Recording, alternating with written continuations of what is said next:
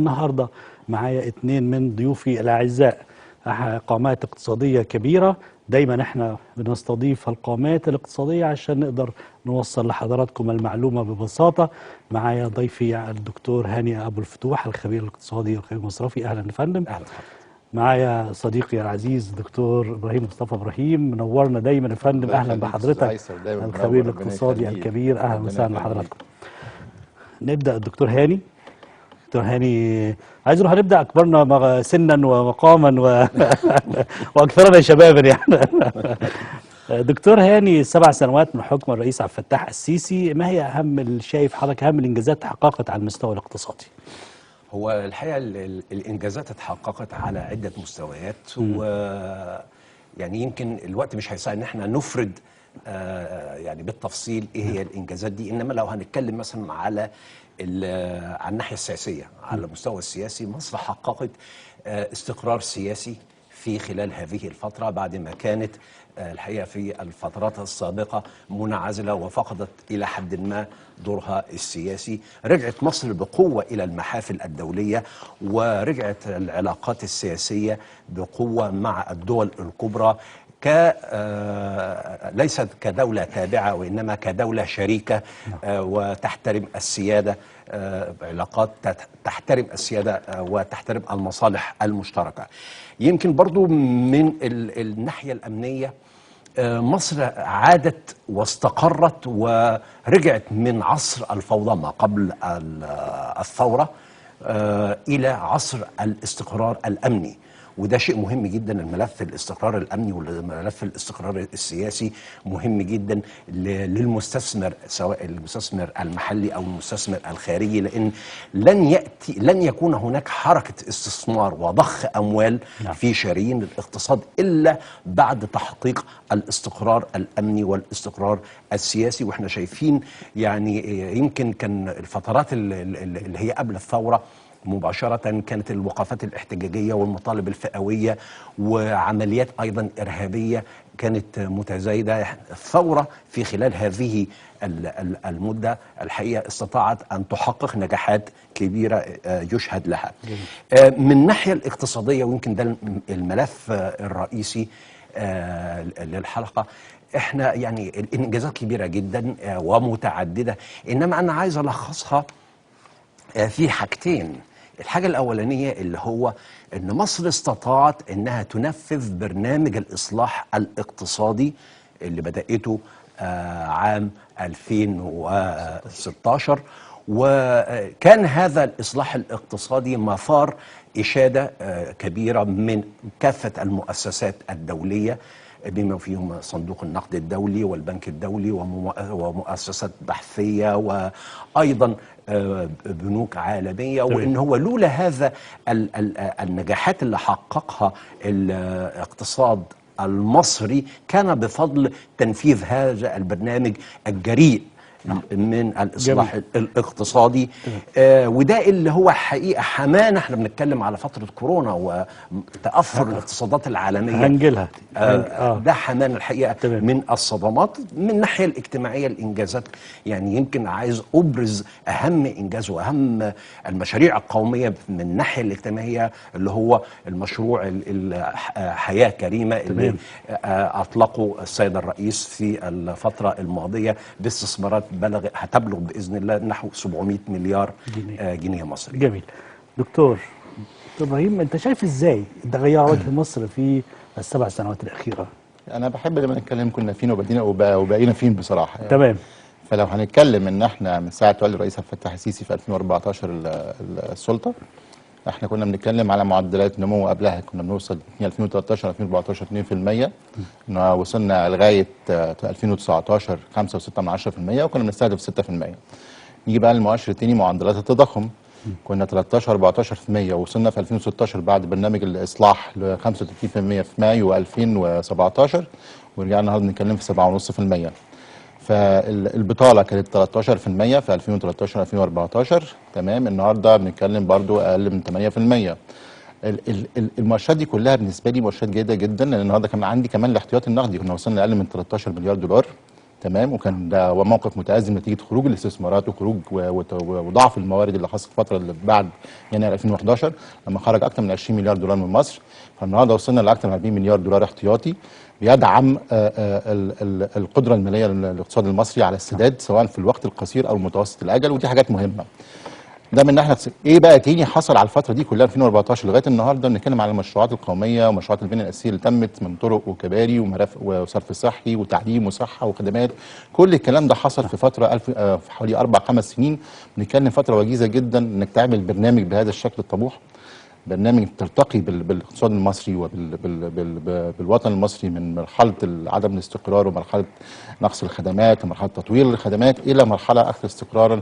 لكن انت التقارير الدوليه اللي بتتكلم عليك في البنيه الاساسيه وبالذات في تحديد جوده الطرق انت تقدمت 90 مركز. تمام. خدت بال حضرتك؟ فدي كلها مؤشرات بالنسبه لك لازم تبص لها، انا كنت فين وبقيت فين. طب انت في 2019 ايه اللي خلاك تبص للمواطن من غير انك تحقق فوائد؟ انت بقيت تحقق فوائد في مارس 2019، بقيت توجه من الفائض ده للناس، الناس هتبدا تحس انها استحملت كتير جدا، لانه مش كانش ينجح البرنامج ده من غير تكاتف الناس حوالين هذا البرنامج. اكيد احنا كنا بنراهن على وعي المصريين. حتى هذه اللحظه المجتمع متماسك حوالين الدوله، تمام، ويقدر ما قامت به الدوله من كافه الانجازات على كافه الاصعده. جميل. فندم، يمكن المشروعات القوميه اللي اطلقها الرئيس عبد الفتاح السيسي خلال ال7 سنوات اللي فاتت، ازاي حضرتك شايف تاثير او ما تقييم حضرتك تاثير المشروعات دي على دعم الاقتصاد المصري؟ الحقيقه المشروعات القوميه احنا خلال ال7 سنوات الماضيه كما اعلن السيد رئيس الوزراء يتم بانفاق نحو 6 تريليون جنيه مصري على مشروعات قوميه عملاقه. هذه المشروعات القوميه غطت كافة القطاعات العاملة في مصر، القطاعات الاقتصادية، أحدثت طفرة كبيرة في وتطور في نواحي كتيرة في الحياة المصرية. وكما ذكر صديقي الدكتور مصطفى أن مصر تقدمت في مركز التنافسية العالمية في البنية التحتية من المركز أعتقد من المركز 114 أصبحت في المركز 58 في عام 2019. المشاريع دي كلها دي هتحط مصر على الطريق انها تصبح في مصاف الدول الكبرى، لان احنا بنخطط مش لسنه ولا 2، احنا بنخطط ل50 سنه قدام. وده الحاجات اللي احنا بنشوفها دلوقتي سواء من تطور في الطرق والانفاق والمحاور، محطات الطاقه، مشاريع الامن الغذائي، كل هذه المشاريع وغيرها الحقيقه يعني هدفها الارتقاء بحياه الانسان المصري، ان هو بتضع الانسان المصري في نصب اعينها انها هيكون هو العماد اللي هو هتعتمد عليه ان هو تنقله الى ما يستحق، الى المكانه اللي هو بيستحقها في المستقبل. جميل. دكتور ابراهيم، انت شايف ازاي تاثير هذه المشروعات القوميه العملاقه وفي دعم الاقتصاد المصري؟ خلينا نقول احنا ليه لجأنا لها الاول؟ ليه لجأنا لها؟ انت في وقت لما كان في عندك ضعف موارد كان لازم تفكر بره الحيطان النطاق التقليدي بتاعك، ان انت مواردك مش موجوده. طب هتاخد الطريق الصعب ان انت تبدا تفكر في مشروعات تجيب لك دخل على المدى المتوسط والمدى الطويل. ففي نفس الوقت كان عندك القطاع الخاص بيعاني في الفتره دي نتيجه اثار احداث يناير 2011. فكان لازم الدوله بكل تقولها تاخد القطر وتسوق هي. تمام.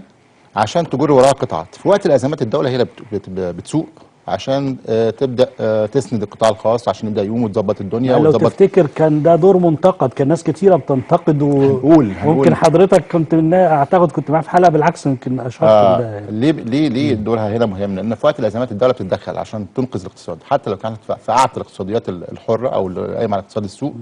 الدوله تدخلت بكل تقولها في ازمه 2008 عشان تحيي الاقتصاد مره اخرى، وضخت فلوس واشترت شركات ورجعتها تاني. خدت بال حضرتك؟ لا، في وقت كده الازمه الدوله بتتدخل بقوه. وخلينا نقول ان مصر لعبت دور كويس كبير جدا ومهم، لانها كانت عندها ازمه ما عندهاش موارد. تمام. فقدرت تاخد الاقتصاد وتشيله على كتفها وتمشي لقدام وتحاول تنقذ ما تم يعني ما بالظبط. فالمشروعات القوميه كانت ملاذ ان لبعض القطاعات المرتبطه بيها، يعني في كافه بنتكلم عن المدن الجديده والبنيه الاساسيه والمشروعات الانتاجيه، خدت بال حضرتك كلها في وقت واحد في خط متوازي مع بعضها، وصلتك لنقطه النهارده لما وصلت هنيجي نتكلم على كورونا بعد كده، انها اهلتك تحافظ على معدلات نمو مرتفعه، عندك سوق استهلاكي كبير في نفس الوقت. الاثنين مع بعض قدروا يخلوا الاقتصاد يقوم مع تنفيذ برنامج جريء واجريسيف عنيف جدا، خدت بال حضرتك، خلاك النهارده تركز انك في 3 سنين تحقق انجاز كبير، وعلى مدى بعد 3 سنين في السنتين اللي بعدهم كمان قدرت تنتقل من مرحله ان انت بتشم نفسك لا انا النهارده بقف على رجليا ومحتاج اتحرك لقدام. لولا كورونا كنت النهارده عديت، بنتكلم بالمنطق الحقيقي بصراحه. فبسميها ثيماتيك بروجكت، مشروعات قائده الدوله بتتولاها في وقت الازمات، بتاخد بيها الاقتصاد وتجري. تبدا بقى المستثمرين يبصوا الدوله رايحه فين، بتفكر في ايه، يبدا ناس تغير خططها وتوجه استثماراتها وتعيد ترتيب اولوياتها. ولو خدنا بالنا الدوله وهي ماشيه في الطريق بتعيد ترتيب الاولويات الانفاق بتاعتها. نعم. قبل كورونا وبعد كورونا. طيب يمكن دكتور ابراهيم اشار الى تدخل الدوله. يمكن احنا شفنا امريكا اعتى اقتصاد واكبر اقتصاد في ازمه كورونا، تدخلت الدوله وطبعت فلوس كثيره وقدمت. انت حضرتك شايف، ومع ان كان الدور ده لما جت عملته مصر في وقت سابق يعني كان بيتعرض لعديد من الانتقادات، وشايف ازاي هذا الدور ويتعظم ازاي الدوله اي دوله ان هي تتدخل لمسانده الاقتصاد؟ جميع دول العالم حتى الدول الكبرى يعني منذ بداية تفشي أزمة كورونا بدأت أنها تقدم تيسيرات وتحفيزات، حزم تحفيزية للاقتصاد. وكما ذكرت حضرتك أمريكا وطباع أنها عشان تحفز الاقتصاد طبعت 3 تريليون دولار وضختهم في شرايين الاقتصاد. نعم. عشان ينجو الاقتصاد من شبح الركود. الفدرالي الامريكي ايضا كان له دور كبير في التيسيرات في اتباع السياسه النقديه فيها نوع من التحفيز للاقتصاد، واستخدم ادوات السياسه النقديه علشان يضخ ايضا الاموال في شرايين الاقتصاد. وكل البنوك المركزيه حول العالم قامت بهذه التيسيرات والتحفيزات، وده اللي برضو وجدناه عندنا هنا في مصر بكفاءة عالية من البنك المركزي المصري، اللي كان له نوع يعني كان له دور مهم جدا ودور وطني في تقديم عدة مبادرات ساهمت في انها حقيقة تضخ في شرايين الاقتصاد الاموال الكافية اللي هي يعني الحقيقة حركت الاقتصاد وبعدته عن شبح الركود. التدخل الدولة يعني ويمكن لو هذكر عندنا هنا في مصر ان هي الدولة عملت توازن قوي ما بين اتباع الإجراءات الاحترازية لعدم تفشي فيروس كورونا وفي نفس الوقت انها حافظت على مستوى التشغيل في مستوى معقول، ان هو نجا بمصر، نجا بالاقتصاد وبقطاعات الاعمال من الكساد اللي هو كان متوقع. وده اللي خلى صندوق النقد الدولي يشيد بدور مصر في تعاملها مع ملف فيروس كورونا، وانها يمكن في الترتيب الرابع 10 على مستوى العالم من حيث جودة الإجراءات الاحترازية اللي تقدمت بها. جميل. دكتور إبراهيم، كدكتور هاني أشار لمبادرات البنك المركزي، وده يمكن حقيقي مهم، ما نقدرش نغفل هذه المبادرات اللي هي توجهت إلى قطاعات اقتصادية عديدة. صح. أهمية هذه المبادرات شايفها إزاي؟ بص، هو خليني بس أشيد إن الدولة كانت على مستوى التحرك، بيسموه كده on the top of everything، على قمة كل تحرك، على قمة كل قضية بتحصل لها يعني أو كل مشكلة. فكانت تجاوب سريع من الدولة في التعامل مع كافة الآثار الخاصة بكورونا. لو خدنا بالنا قبلها كان في أزمة السيول، لو خدت بال حضرتك كان في تصرف مرضي جدا من الدولة تجاه الآثار السلبية لأزمة السيول، بعدها دخلت كورونا على طول. فالدولة كانت من أول يوم حاطة في تنسيق ما بين السياسة المالية والسياسة النقدية، حتى على مستوى التمشيد كمان بوزارة المالية في الفترة دي. لولا التناسق هذا بين السياستين، السياسة المالية والسياسة النقدية، ما كناش نشوف مبادرات ليها أثر على أرض الواقع بالنسبة للقطاعات الاقتصادية.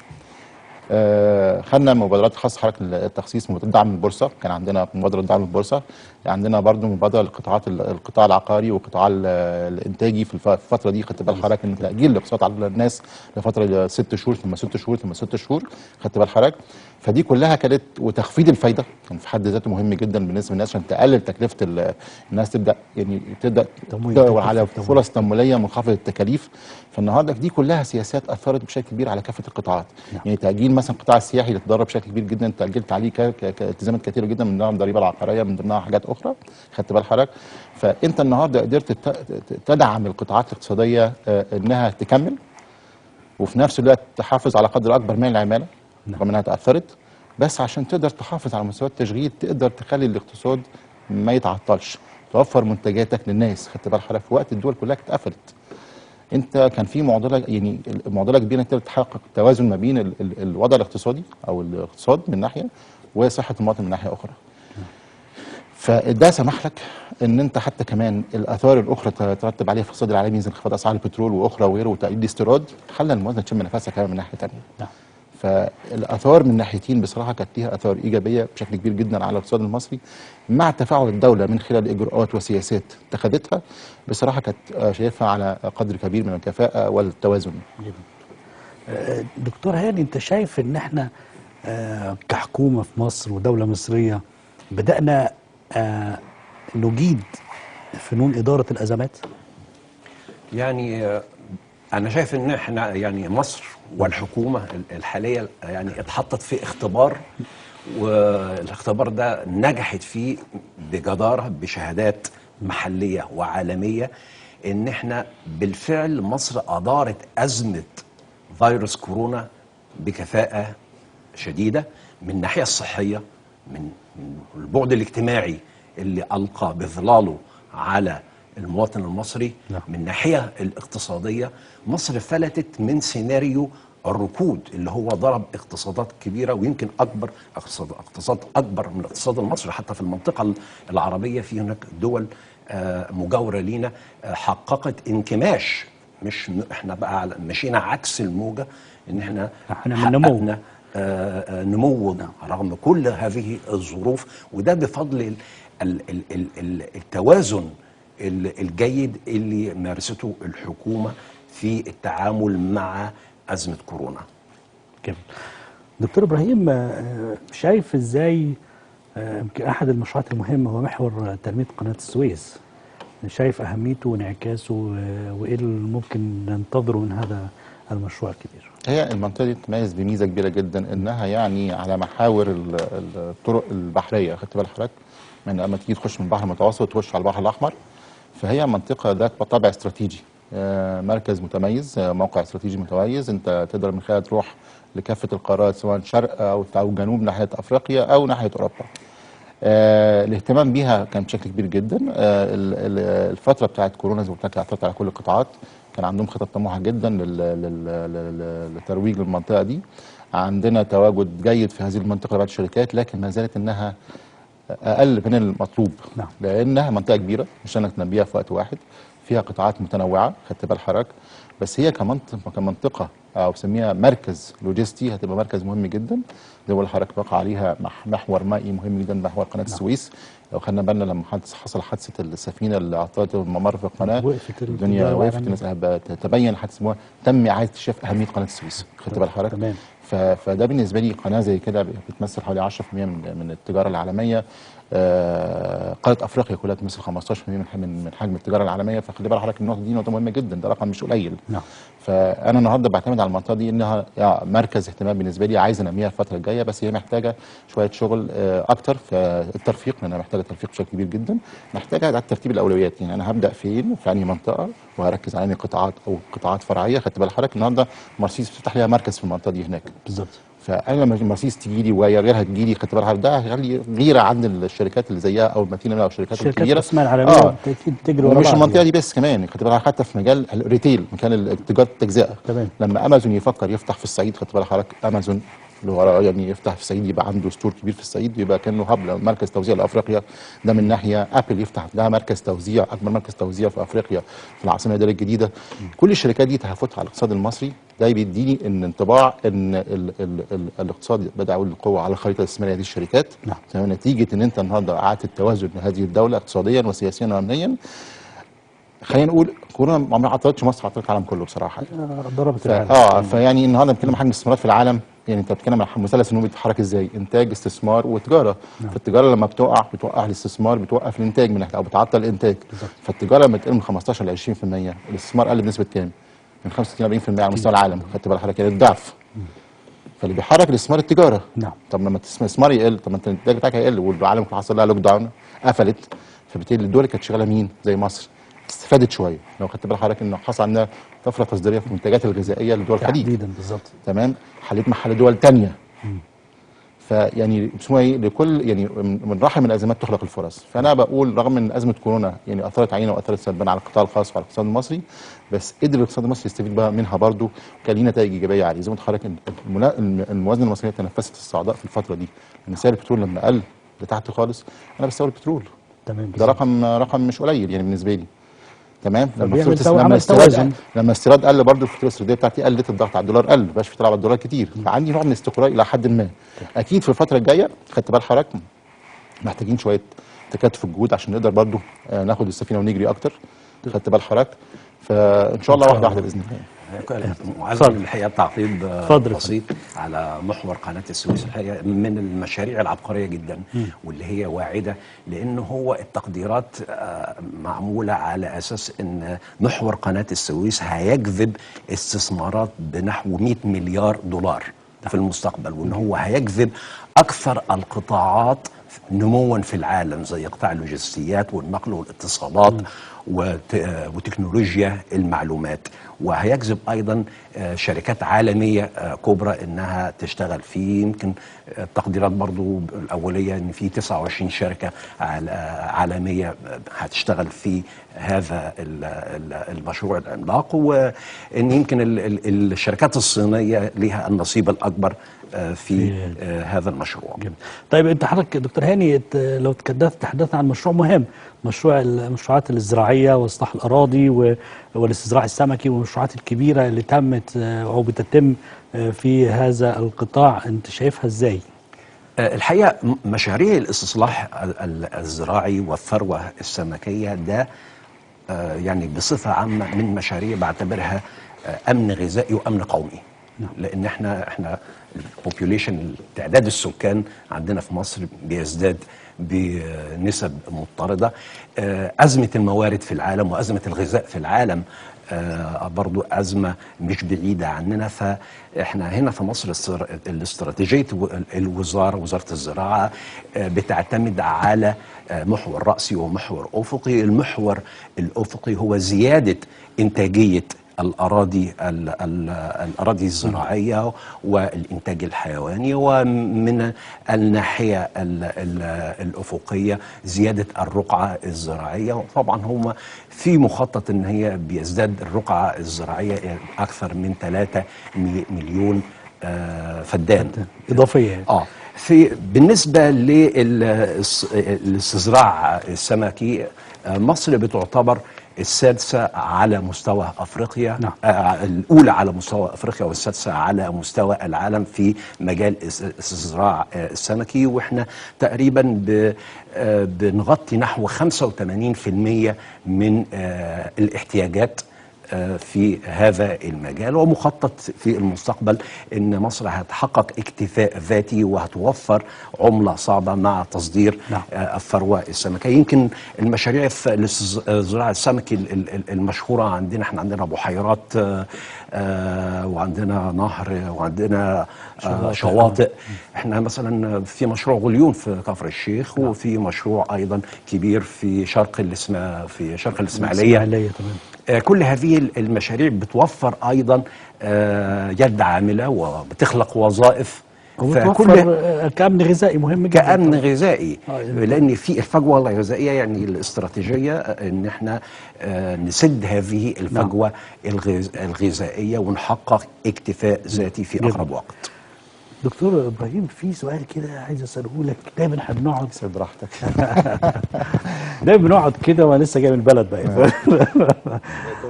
دوزه لا لسه. فتلاقي واحد يقعد يسالك يقول لك يا عم احنا مالنا بالطرق اللي بتتعمل دي.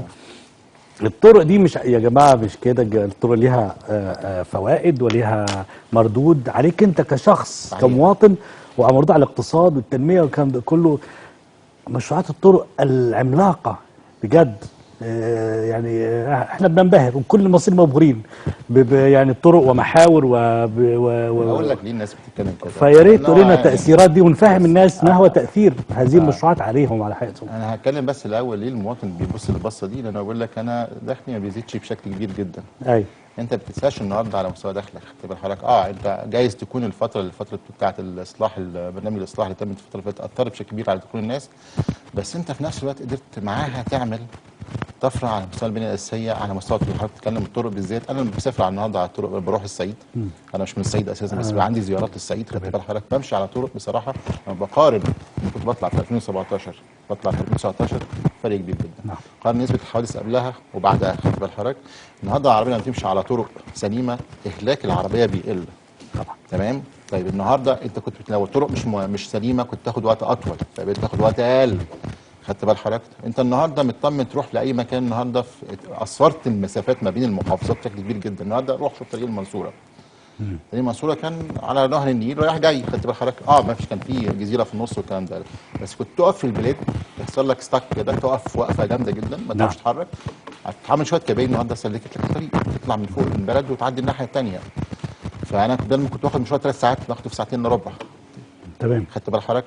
طب المواطن ايه يقول لك طب انا قاعد عليا في ايه؟ لا، قاعد عليك ان انت النهارده ماشي على طريق كويس، تروح مشاويرك بشكل بوقت اقل، نسبه الحوادث بتاعتك قلت، خدت بالك. النهارده العائد الاقتصادي على الطريق جاي من الطريق ده للبلد، خدت بال حضرتك، بشكل الطالج اللي هو الرسوم. اتفضل. استاذنك هنخرج فاصل عشان بس في حاجه فنيه كده وهنرجع تاني. هنخرج فاصل اعلاني ونرجع لكم مره تانيه.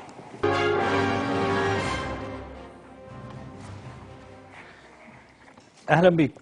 رجعنا لكم مره ثانيه. بنتكلم نستكمل حديثنا عن ما حدث من تطورات في التنميه في مصر، ومن يمكن اهم ملامح التنميه اللي ظهرت قدامنا هي الطرق. ويمكن كان الدكتور ابراهيم بنتكلم عن اهميه هذه الطرق للمواطن. دايما بنتسال يا عم احنا مالنا الطرق فادتنا بايه مش عارف ايه، لكن لا، بالتاكيد هي منظومه متكامله يكمل عنها الدكتور ابراهيم ما قد بدأه من حديث. دكتور، زي ما قلت لحضرتك ان هو كان بيتاثر على الصحه بشكل عام. انت النهارده بتقلل نسبه الحوادث. تمام. انت كنت تصرف على الحوادث دي كتير جدا عشان اثارها السلبيه، فالنهارده بتوفر لك تكلفه من ناحيه ثانيه توجهها لمجالات اخرى. النهارده لما المواطن يمشي على طرق سليمه، خدت بال حضرتك، وقته هيتوفر، فانت عارف الوقت التكلفه طبعا. صحته هتبقى احسن، لانه ممكن يبقى المخاطر اللي هتنتج عن ان احتمال حدوث حادث هتقل، خدت بال حضرتك. قدرته على التحرك بشكل اسرع ما بين الجهات الاتصال اللي عايز يروحها تبقى بشكل اسرع. نعم. الحاجه الثانيه، ايه العائد الاقتصادي على الكلام ده من ناحيه الاستثمار ومن ناحيه البلد والكلام ده؟ ان انت النهارده التولينج فيز اللي هي رسوم الطريق والخدمات اللي بتعملها على الطريق والحاجات اللي بتفتح على الطريق، دي كلها عوائد بترجع على الدوله وموارد عشان تحسن مواردها من ناحيه ثانيه. نعم. عشان يعاد انفاقها على المواطن من جهه اخرى، وصيانه الطريق مره اخرى. كمان بنتكلم انها للاستثمار، بيسموها enabling environment، بيسموها البيئه الممكنه للاستثمار. نعم. لازم عندك طرق ممهده، بنيه اساسيه كويسه. خدت بال حضرتك النهارده بنتكلم عن سيره امريكا في الازمه الاقتصاديه. لما ترامب قبل ما يسيب الحكم كان عامل خطه استثماريه ضخمه جدا عن البنيه الاساسيه، بالذات الطرق. هي امريكا محتاجه طرق جديده، محتاجه تحسن طرقها؟ لا بالعكس، قال لك لا، ده لازم انفاق يفضل يستمر، الدوله ملتزمه بيه انها تنفق على تطوير البنيه الاساسيه بشكل مهم جدا. لان ده برضو في الاخر حاجتين، بيعود على المواطن، بيعود على الدوله من الناحيه الثانيه، على الاستثمارات من ناحيه ثالثه، شرايين تنمويه. فالنهارده انت بتظبط النتورك، الشبكه الداخليه لكل التواصل في كافه انحاء الدوله. النهارده عايز تروح المينا، هتروح بطريق ممهد ونظيف، وهتبقى تكلفه. عايز تروح مشروعك هتروح طبعا حوادث النقل هتقل بالنسبه للنقل التقيل، خدت بال حضرتك. المده هتقل في الوصول. كل الكلام دي حاجات مهمه بالنسبه لي، بتاثر على حركه التجاره الداخليه بالتاكيد. لما حركه التجاره تتحرك، ومعول مهم لاتخاذ القرار الاستثماري بالتاكيد. فالنهارده دي حاجات كلها مهمه. نعم. تمام. لو تأذني يعني أضيف شوية يعني حاجة توضح الحقيقة الموضوع المهم جدا اللي هو موضوع الطرق ونستكمل الحديث بتدعيمه بشويه ارقام. الحقيقه انا جهزت معايا ارقام هنا عشان تخلي الساده المشاهدين عارفين قد ايه الانجازات اللي اتعملت في ملف الطرق وايه التحسينات اللي او العوائد اللي هتعود على مصر.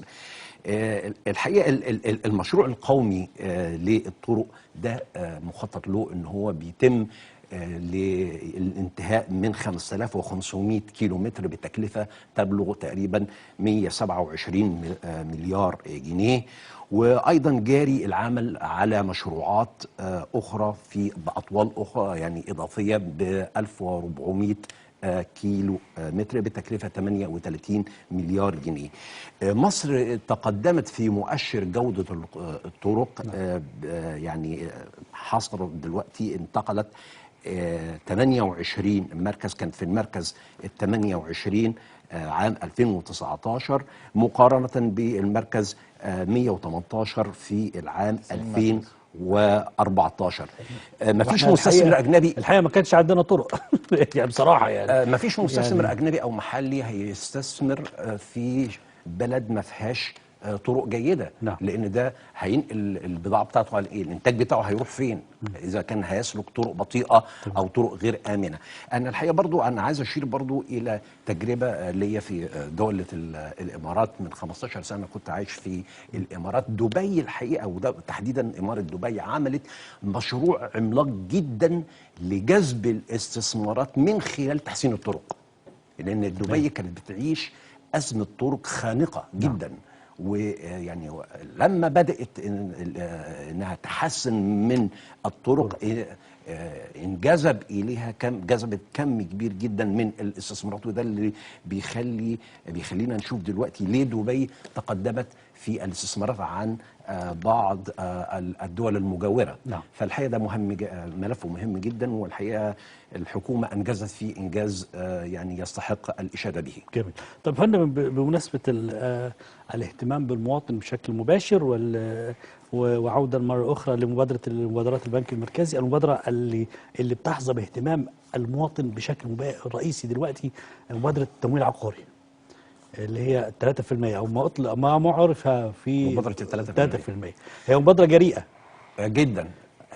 هذه المبادرة مبادرة تاريخية. لم يشهد القطاع المصرفي المصري نظام إقراض بفائدة منخفضة 3% وتصل وإلى آجال تصل إلى 30 سنة. الحقيقة يعني حاجة لم يشهدها القطاع المصرفي من قبل. وإن كان عام 2019 أطلق مبادرة اللي هي مبادرة ال50 مليار كانت ب8% دي لمتوسطي الدخل. تمام. الحقيقة المبادرة دي بتحقق حلم أن يكون للمواطن المصري منزل يستطيع أن يكون له يمتلك منزل بأسعار بتكلفة معقولة وبفترات سداد طويلة مريحة. بقية دول العالم في الغرب يعني التمويل العقاري هو السائد يعني. بالظبط. فالمبادرة دي كمان يعني فيها حاجة مهمة، إنها كمان شملت فئات كتيرة في المجتمع، حتى المتقاعدين. نعم. المتقاعد ممكن إن هو يستفيد من إذا انطبقت عليه شروط المبادرة يستفيد منها. وأيضا فئات أخرى من ذوي الاحتياجات الخاصة، ذوي الهمم اللي لهم مصادر دخل. أيضا شملت أيضا أصحاب المهن الحرة. الحقيقة شملت قطاعات كثيرة من المجتمع هتحقق لهم حلم إن هو المواطن يكون عنده منزل خاص بأسعار مميزة. جميل. دكتور إبراهيم، يمكن حضرتك مهتم جدا بالتنمية وتحديدا في الصعيد عندنا، وحضرتك ليك باع طويل في ذلك. يعني انت شايف اهتمام الدولة بالصعيد ازاي خلال السنوات الأخيرة؟ بصراحة الاهتمام بشكل كبير جدا. زي ما قلت لحضرتك، هو كان الأول كان لازم تشم نفسها الأول، يبقى عندي شوية فلوس أتحرك فيها. تمام. فبدأ يتحقق امتى الكلام ده؟ من مارس 2019. وعلى أرض الواقع لمسته، بدأ توجيه لكل المحليات إنها تعمل سيرفي، مسح حقيقي من ارض الواقع من المواطن نفسه، ينزلوا القرى يشوفوا الاحتياجات الفعليه للمواطن. وما يبقاش المشروع مثلا يخدم على قريه، لا، شوف كذا قريه جنبها. لو 10 قرى عايزين الكلام ده يبقى تعمل في حته متواصل بينهم كلهم عشان كلهم يستفيدوا من المشروع ده. نعم. لو كان بيكلف مثلا اكس يبقى ب 2 اكس، خدت بال حضرتك، ويكبر شويه بحيث انه يغطي المنطقه. فانا شفت ده على ارض الواقع، بشوف الاولاد اللي هم الموظفين في المحافظات بيخشوا يلموا المعلومات دي من ارض الواقع، من النجوع ومن القرى ومن المشايخ، خدت بالك، ويقابلوا العمد ويقابلوا المشايخ ويقابلوا المواطن ويقابلوا كل واحد فيهم عشان يجمعوا كده قائمه احتياجات فعليه لكل قريه ولكل منطقه محليه. فانا شفت على ارض الواقع بصراحه. وبعد كده ده بقى حاجه اسمها بدات تطلع من تحت، تتسمع فين؟ في الخطه بتاعت الدوله. يعني انا ما بحطش حاجه من فوق، لا انا شايف من تحت بقى كمان. تمام. فبقيت اوجه مواردي صح للحاجات الفئات الاكثر احتياجا. فبقى عندي مبادرات كتير من حياه كريمه، مش لوحدها بس اللي بتشتغل في القصه دي، مبادرات كتيره جدا. ففي صناديق خاصه بالمحليات بتصرف. بقى عندي كمان حاجه اسمها الشراكه من اجل التنميه ما بين المجتمع المحلي وما بين الدوله. بقى الناس من كتر اهتمامها بالكلام ده بقت تخش تمول 50% من قيمه المشروع، تمام، مع الدوله عشان ينجزوا. بقت الدوله تستعين بالمنظمات المجتمع المدني عشان تبعد عن اطار البيروقراطيه عشان التنفيذ يتم بشكل مباشر على طول. خدت بال حضرتك؟ فدي كلها انا شفت لمستها على ارض الواقع ومست حتى هذه اللحظه. واخر مبادره اللي كانت في الاستاد الرئيس كان فيها وبيطلق المبادره بتاعت حياه كريمه، لا دي ليها ارهاصات قبلها. لا في شغل اتعمل قبلها كتير، خدت بال حضرتك؟ فلا على ارض الواقع، وغير بقى المعاش التكافل وكرامه والمعاشات الاخرى والكلام ده كله، واهتمام بذوي احتياجات المحدودي الدخل. زي ما الكلام ده النهارده المبادره بتاعت 3% بتاعت التمويل العقاري ما تستهدف مين؟ محدود الدخل والمعاش والمتوسط، ما تستهدفش الكبير. تمام. خدت بال حضرتك؟ فالنهارده انا لما اجي ادفع واحده سكنيه على مدى 30 سنه النهارده سعر فايده قليل، كأني مأجرها. انا بدفع ايجارها بالظبط. اني باجر، اني باجر في الاخر همتلكها، بدفع فلوس في الاخر هتقعد عليها في الاخر في ضوء دخلي. يعني انا بقول لك اهو، بحط لك على اساس دخلك اهو، لو انت دخلك في الحته دي ممكن تاخد كذا، لو دخل في الحته دي تاخد كذا، تمام، ومش محملك نسبه كبيره، بقول لك من 10 ل 15% هتدفعهم، ومش بفتحهم لك مره واحده على 3 سنين كمان. تمام. خدت بال حضرتك؟ فتسهيلات كبيره جدا ده بالنسبه للمواطن. فالمواطن دي هيحس الكلام ده منين؟ نتيجه اثار ايجابيه تمت على اصلاحات تمت، نتيجه تنميه حصل على ارض الواقع. خدت بال حضرتك؟ نعم. نتيجه ان بنك مركزي ودوله بتحاول تنسق مع بعضها عشان تطلع مبادره. يعني ليه اتاخرت اللائحه التنفيذيه للمبادره؟ عشان تطلع باحسن شكل. تمام. يعني لو شفتها اول ما طلعت ما كانش فيها حاجه لغايه 1,400,000 بالظبط. اخرها كانت اقل من مليون.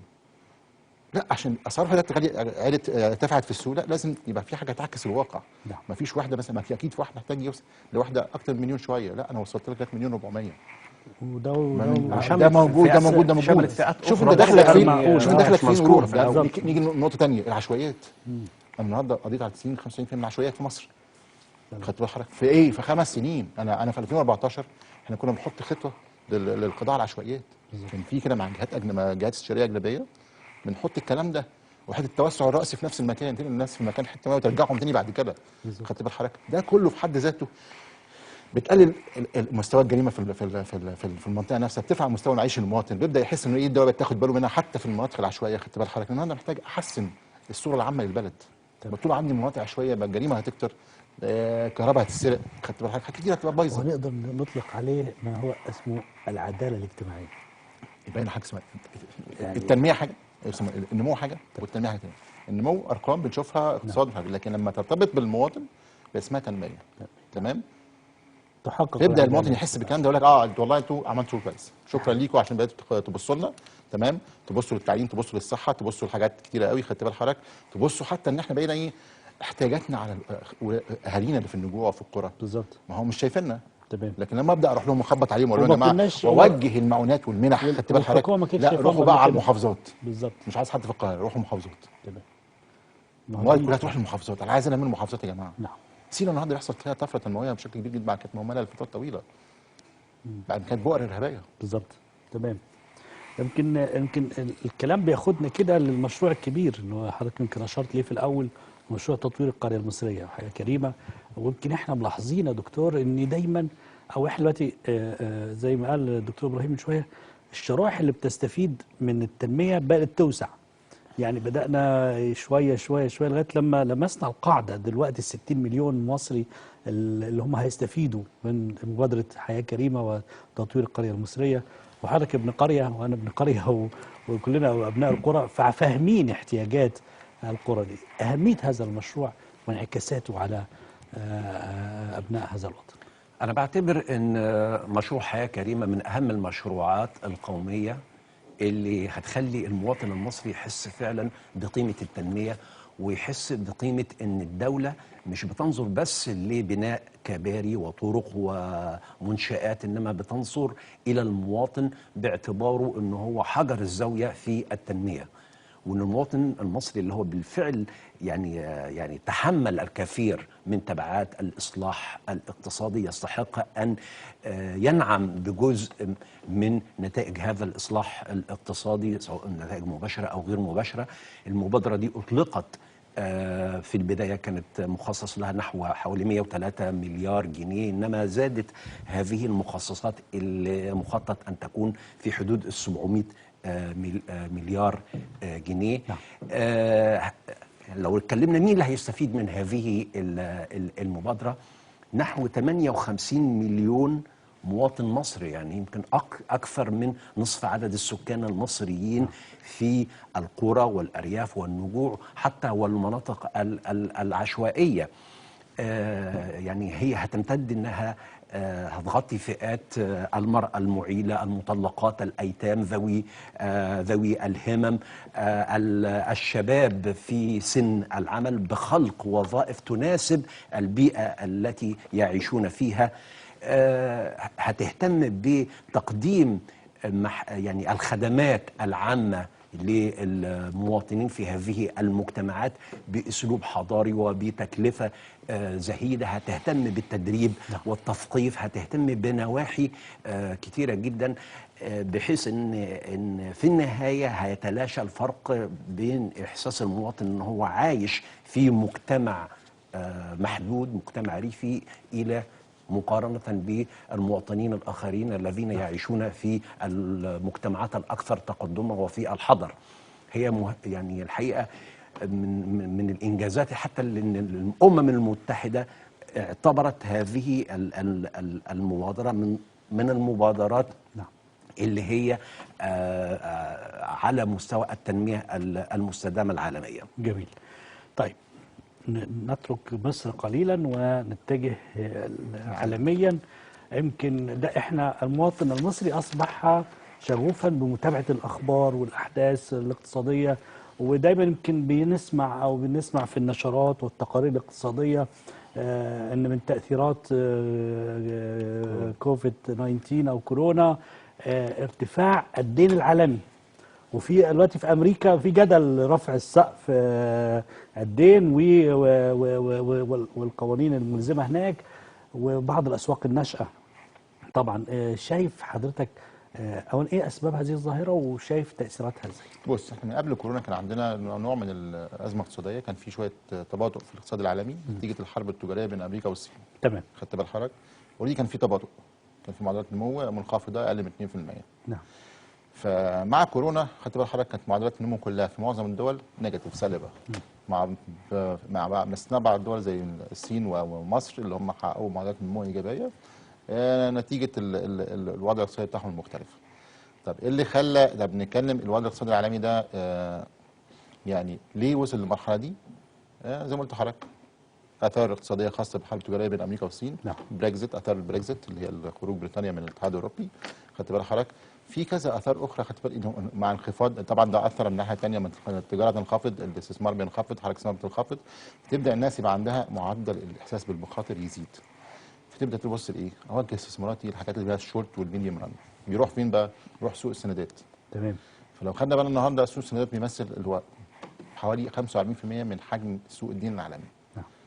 زاد بشكل كبير جدا، الناس بتروح تشتري سندات واذون خزانه ومش عارف ايه، خايفه تحط فلوس في استثمارات مباشره. كاعتبار دي امن، مش شايفه رؤيه ضبابيه، امن شيء يعني. تمام. وكمان مخاطره يعني لو حبيت ابيعها في اي وقت، لكن لما اخش في استثمار النهارده عشان احس بعائد الاستثمار ده مش اقل من 3-4 سنين. نعم. فبالتالي ممكن في خلال 3 شهور او عندي اذون خزانه والسندات اقدر اسيلها في اي وقت. خدت بال حضرتك؟ وكمان ده السوق ده عليه زي ما كنا بنقول مضاربه، يعني النهارده اقدر ابيع الحاجه بالتقسيم، يعني ممكن لو عندي حاجه باكس ابيعها بماينس اكس عشان خاطر ايه؟ اكيش. خدت بال حضرتك؟ فالنهارده بنتكلم النهارده عندها كان حجم الدين العالمي وصل حوالي بتاع 281 تريليون دولار. 281 تريليون في نهايه 2020. 130 مليار منهم في سوق السندات. تمام. يعني حوالي 45% ذوب الحركه. فالنهارده والناس كمان دول بقت تتجه لتمويل المشروع بتاعها من خلال سندات، صكوك وسندات وسندات خضراء. نعم. فبقى في عندي تنوع في التمويل من خلال ادوات دين. عجز الموازنه بتمول منين؟ بتمول من سندات وزون الخزانه. خدت بال حضرتك النهارده مصر بتاع الفتره اللي فاتت اصدرت سندات وزون الخزانه بشكل كبير جدا. نعم. لانها بنتكلم على الصكوك اللي هي خاصه مثلا بتمويل المشروعات، اللي هي موجهه تمويل المشروعات، عن سندات خضراء، المشروعات اللي هي سبورتيف للبيئه، للحاجات الموارد الطبيعيه، بيئه وبحار وطرق طرق ومدن ذكيه والحوارات دي كلها، خدت بناء ذكي والكلام ده كله، وطاقه نظيفه ومتجدده. ف ميزه وعيب في نفس الوقت. الناس تقول لك لا ده كده دين ومش عارف ايه. طب يا جماعه انا بدور على مسار التمويل، بس يتوفر تمويل برضه رخيص. في وقت الازمه الدنيا كلها بتاع عجز الموارد، الدنيا كلها قافله. نعم.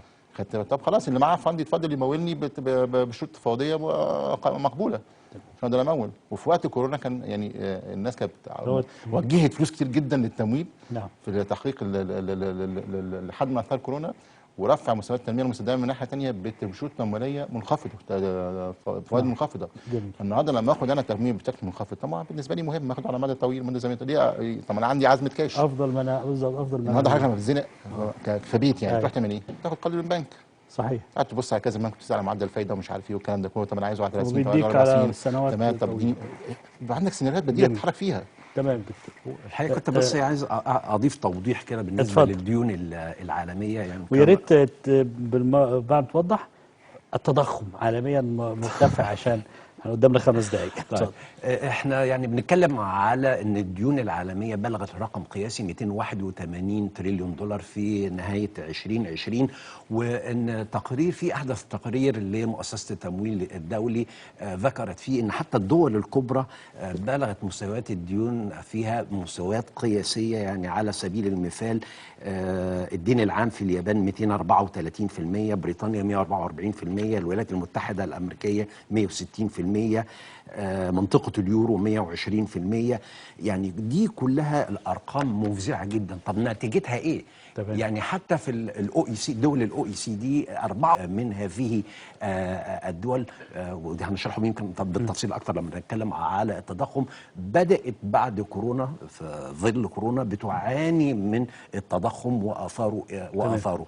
الديون العالمية دي طبعا مش كل الدول عندها المقدرة والقوة والصلابة انها تتعامل مع الديون، وده من شأنه ان هو في بعض الدول هتتعثر في سداد التزاماتها. نعم. وفي بعض الدول قد تكون معرضة للإفلاس. تمام. طب التضخم وموجة التضخم اللي منتظر او هي بدأت اعتقد في اسواق كثيرة يعني. بدأت بالفعل موجة التضخم عالميا، وللأسف هي مثل يعني كرة الثلج. تمام. يعني هيمتد أثرها إلى كل دول العالم حتى بما في مصر. أكيد. التضخم ده يعني العالمي ده يمكن سببه ان شركات ارتفاع تكاليف الشحن، ارتفاع في أسعار النفط، أيضا سلاسل التوريد في العالم برضو تضررت بسبب توقف الأسواق والتصدير والتشغيل. كل ده كل جهة من الجهات عايزة تعوض خسائرها، فبالتالي رفعت الأسعار. يعني احنا بنتكلم على ان مستوى احنا مع بداية الكورونا او قبلها كان الاسعار البترول انخفضت كتير جدا، حتى في العقود الاجله وصلت بدات تعود بالسالب يعني شيل وحمل وامشي انما ارتفع دلوقتي اسعار النفط. ده من شأنه انه يرفع اسعار الشحن، من شأنه انه يرفع اسعار الانتاج، وكل ده في الاخر كرة ماشيه مع بعضيها هتطول جميع دول العالم. واحنا شفنا انه يمكن في الشهور الاخيره ان مؤشرات السلع الاستراتيجيه بدات عالميا بدات تعلى، وده هينعكس طبعا علينا هنا في مصر. اكيد. شكرا دكتور هاني، اشكر حضرتك جدا على ارائك ومشاركتك معنا. اخيرا التضخم كيف تراه خلال الايام القادمه وتاثيره على مصر؟ بشكل كبير جدا هو ضعف الانتاج اللي تم بسبب كورونا ادى في عجز في المنتجات الموجوده. نعم. ضعف سلاسل الامداد وتضررها اثر على كده. ما كانش فيه نقل وشحن في الفتره اللي فاتت نتيجه برضو تاخر الشحنات ووصولها، نتيجه مفيش بقى مراكب بتروح وبتيجي والكلام ده كله اثر. النهارده لما الطلب يرجع يزيد تاني والدول تبدا تقوم، ما يبقى في طلب. طبعا لما في طلب النهارده الناس بترفع سعر المنتجات بتاعتها لان ما كانش في منتجات اصلا. طب الناس هيبقى في طلب على المواد الخام والمواد الطاقه، فدي كلها مدخلات انتاج. نعم. فشيء طبيعي كل الدول هتتاثر نتيجه الطلب المتزايد على مدخلات الانتاج. تمام. فظل انت الدول لسه الشركات بتقوم تاني، لسه مش بتكمل الطاقات الانتاجيه اللي يوفي. تمام. العرض قصدي فالنهارده هيبقى في ارتفاع في بعض اسعار المنتجات عالميا. نعم. ده هياثر على تكلفه انتاجنا بشكل كبير جدا، ومنها مصر. الميزه بقى ان مصر الفتره اللي فاتت كان عندها قدره انها تعمل حاجه اسمها تخزين او تحوط. تمام. خدت بال حضرتك؟ دي الميزه المهمه، انت يبقى عندك مثلا في الصراع الاستراتيجي يبقى عندك اماكن تخزين مهمه، سواء البترول، ومصر عملت الكلام ده، بنت مستودعات كبيره في البترول وفي مخازن القمح الصراع الاستراتيجيه. خدت بالك؟ عشان تبقى عندها مخزون استراتيجي، عشان تقدر تعمل حاجه اسمها البالانس، توازن، اللي هو خلاط السعر. خدت بالك؟ ده خلاط. تمام. فده دي الميزه، انك تبقى عندك مستعد لاي حاجه من زي كده من بدري، مش جاي انها تفكر ان انا استعد. لا، اعتقد احنا كان عندنا فالحمد لله الفتره اللي فاتت استغلينا ده من نتيجه التنميه، انها استغلينا الكلام ده في الفتره عشان نقدر نخفف من اثاره. شكرا دكتور ابراهيم مصطفى، اشكرك على حضورك، اشكرك على وقتك، اشكرك دكتور هاني مره ثانيه. اعزائي المشاهدين، ارجو ان احنا النهارده نكون وفينا جانب كبير من اللي حضراتكم بتسمعوه في نشرات الاخبار وفي التقارير الاقتصاديه، قدرنا نوصله لكم بشكل بسيط ومباشر. وبشكر ضيوفي الدكتور ابراهيم مصطفى ابراهيم والدكتور هاني مفتوح، اصدقائي الاعزاء، وطبعا القامات اقتصاديه عظيمه بفتخر بيها، ودايما بيخصونا بآرائهم في برنامج أنا الوطن. بالأمل التقينا، وعلى الأمل نلتقي إن شاء الله الأسبوع الجاي حلقة جديدة وبرنامج أنا الوطن. تصبحوا على خير.